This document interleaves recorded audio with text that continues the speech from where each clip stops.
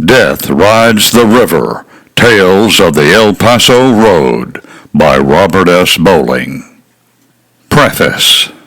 The story related in the following pages took place in a different time and in a different world from what we know today.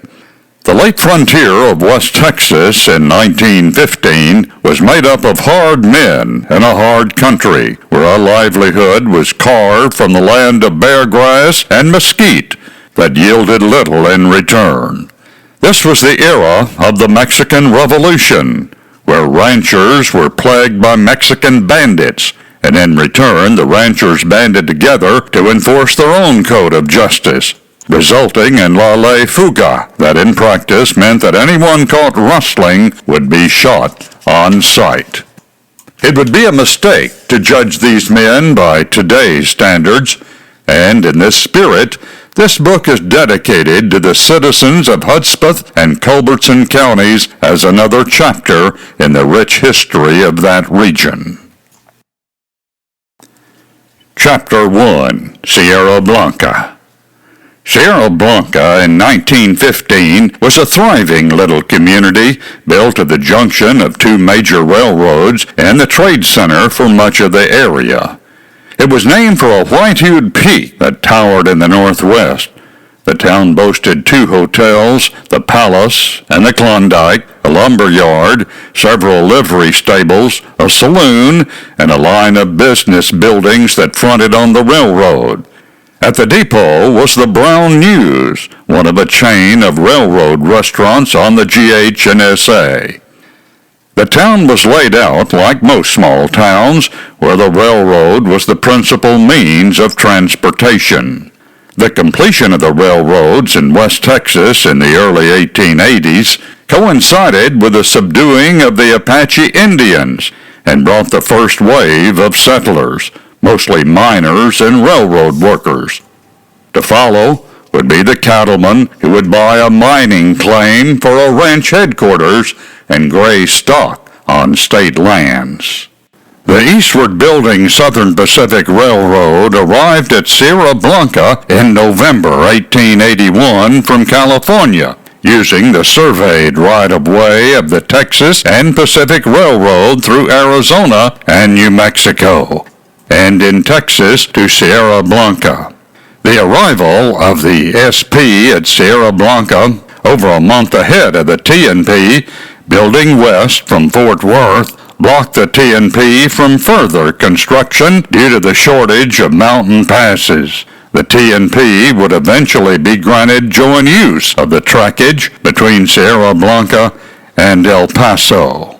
From Sierra Blanca, the Southern Pacific veered to the southeast, and on January 12, 1883, met the Galveston, Harrisburg, and San Antonio Railroad, building west from San Antonio, just west of the Pecos River in present-day Brewster County. With the resulting connections, the Southern Pacific System became the first transcontinental railroad between New York and San Francisco and was called the Sunset Route. The corporate name for the system in Texas was the Galveston, Harrisburg, and San Antonio Railroad, GH&SA. It wasn't until the region was opened up to homesteading in 1905 that the little town received much of a boost. With the influx of settlers, the region became cow country, and the town prospered. New business buildings and homes were built.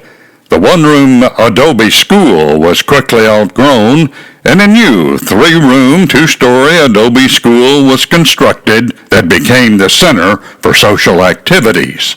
It was customary for cattlemen on the outlying ranches to also have a house in town to take advantage of the school for their children. By 1915, the Methodists and Catholics had church buildings, and although the Baptists were organized in 1908 by the noted cowboy preacher R.L. Milliken, they continued to meet in the school on Sunday mornings. The Mexican Revolution began in 1910, and because of the anarchy and poverty created by the conflict, banditry and lawlessness reigned along the Rio Grande. The Big Bend of the Rio Grande was the hotbed of bandit activities because of the rough terrain and the concentration of Mexican villages along the river. Upriver from the Big Bend in the area that at the time was southeastern El Paso County and where Sierra Blanca is located was largely spared from the conflict and even profited from trade with rebels. Many West Texas ranches were stocked with cattle from Mexico that could be had at bargain basement prices in midnight trades for horses or arms and ammunition.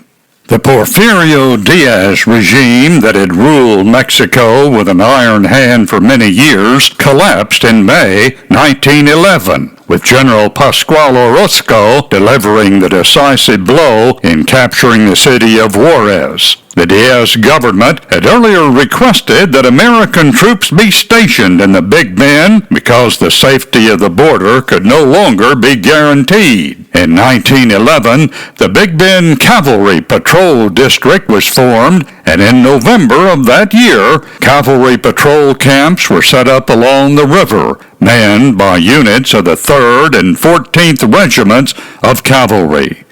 To supply the camps beyond the Vieja Rim, Camp Holland was established on the Holland Ranch at the easterly end of the Vieja Trail. Supplies were trucked from the railroad at Valentine to Camp Holland. A civilian mule camp was located on the prairie a half-mile east of Camp Holland to freight supplies over the Vieja Trail on packed mules and burros. The nearest patrol camp to Sierra Blanca was Camp 18, some 55 miles southeast in Van Horn Canyon.